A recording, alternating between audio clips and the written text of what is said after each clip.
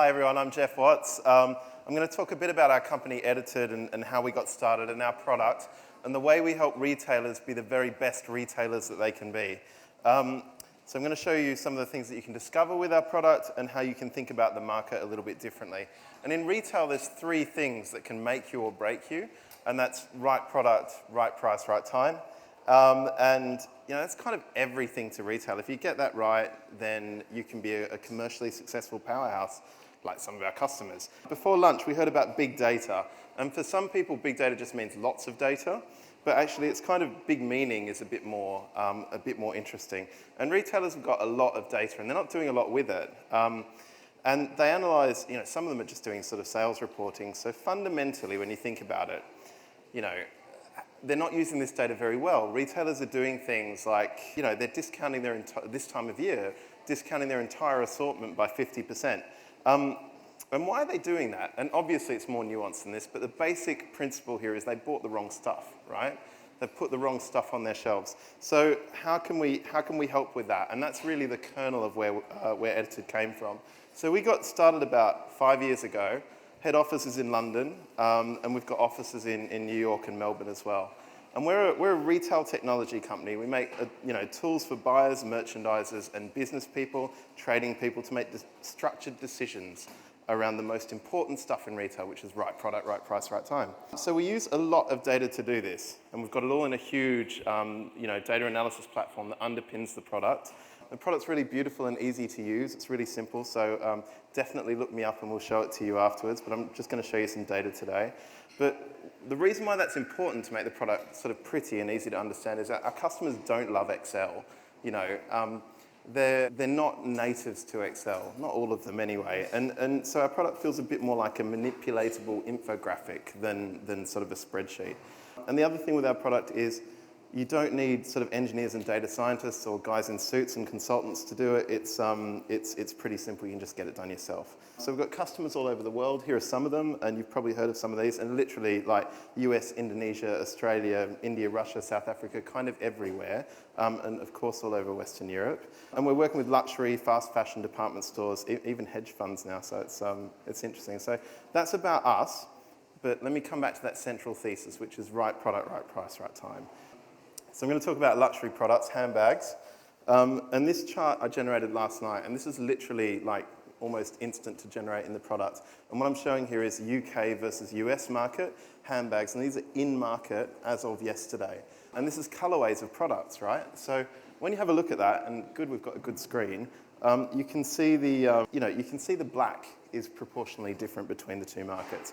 And you can see that the saturated brights in the UK are a bit more prominent, and you can see brown is bigger in the US and brown's bigger in the UK, grey's bigger in the US. So that kind of information, not just from a planning perspective, from an actual trading perspective, is really critical when you want to get a bit closer to your market and get the right products in front of customers. And it's super powerful if you've got the ability to get your season right and fill gaps, and you've all built those crazy supply chains that can go very, very fast.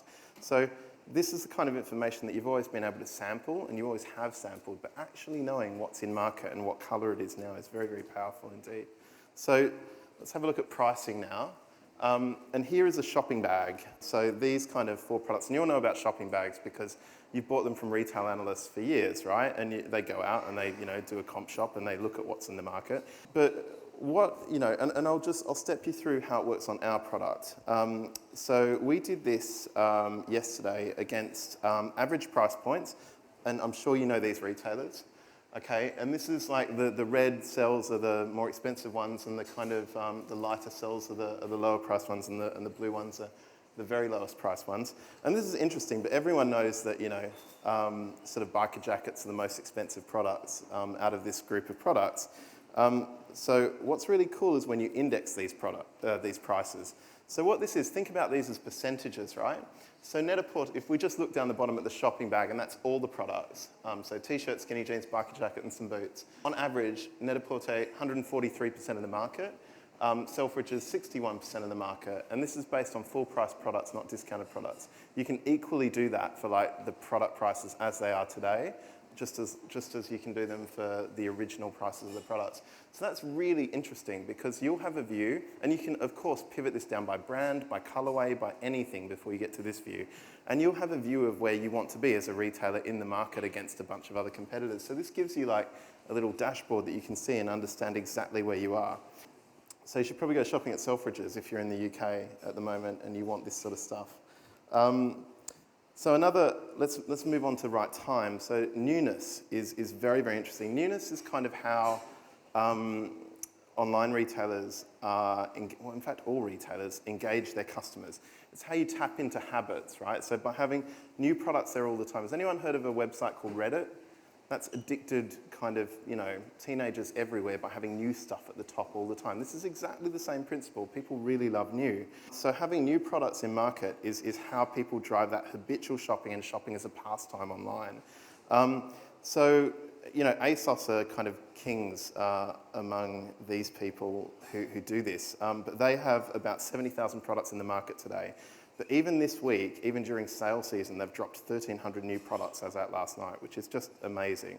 So, when you know that and you start to think about that and you start to think about things like, okay, so let's look at what percentage of the assortment is 3 months old versus 1 month old, and then you look at how that balances out. And this is just a bunch of Australian retailers that you probably haven't heard of, but I just thought it was an interesting kind of illustration of this.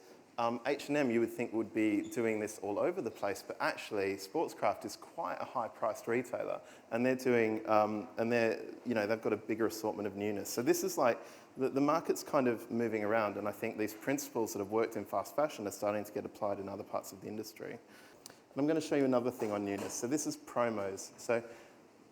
This is an H&M example again. Every time they send a newsletter, we capture it. So we capture all of the marketing communications for thousands of brands now.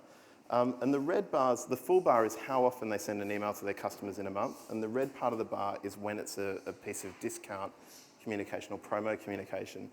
This is some bits of this are easy to understand, like June and December, but it's imagine how powerful it is to have a screenshot and the exact copy that every retailer, every competitor of yours has used over a 12-month or 2-year period, so you can actually see what did they do like last Halloween in the US, or what did they do in the UK for Black Friday? Is that a thing now?